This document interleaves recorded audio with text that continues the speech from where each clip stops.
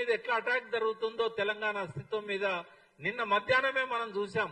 లోకసభ సాక్షిగా 542 మంది ఎంపీల సాక్షిగా ఆ తేజస్వి సూర్య అనే బీజేపీ ఎంపీ పాకిస్తాన్ తో పోల్చినప్పుడు, పాకిస్తాన్ విభజనతోని ఆంధ్ర రాష్ట్ర తెలంగాణ విభజనను పోల్చినప్పుడు ఒక్క గొంతు పెగలలేదు.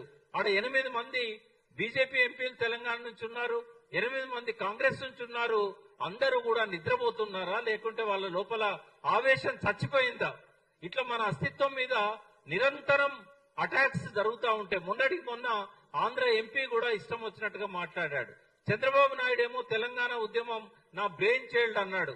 చంద్రబాబు నాయుడే అడ్డుపడకపోతే ఇంతమంది చనిపోయే వాళ్ళ 1200 మంది. ఈ పాపాలన్నిటికీ బాధ్యత వహించాల్సిన చంద్రబాబు నాయుడు తెలంగాణ నా బ్రెయిన్ చైల్డ్ అంటే కూడా తెలంగాణ సమాజంలో స్పందన లేదు. మళ్ళొక్కసారి ఉద్యమ స్ఫూర్తిని చూపెట్టాల్సిన సమయం ఆసన్నమైంది. కాబట్టే మరొక్కసారి గతంలో ఉద్యమకారులుగా మా బాధ్యతను మేము గుర్తించాం. కాబట్టే ఇవాళ సీతారామరావు గాని మేము గాని అందరం ముందుకొస్తున్నాం.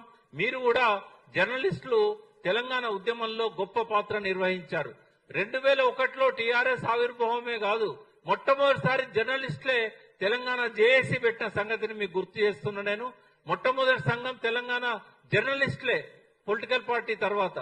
కాబట్టి ఈ ఉద్యమంలో కూడా మీరు మాలో భాగం కావాలి, మాకు మార్గదర్శకులు కావాలని కోరుతూ శ్రీధర్ దేశపాండే గారిని మాట్లాడమని కోరుతున్నాను.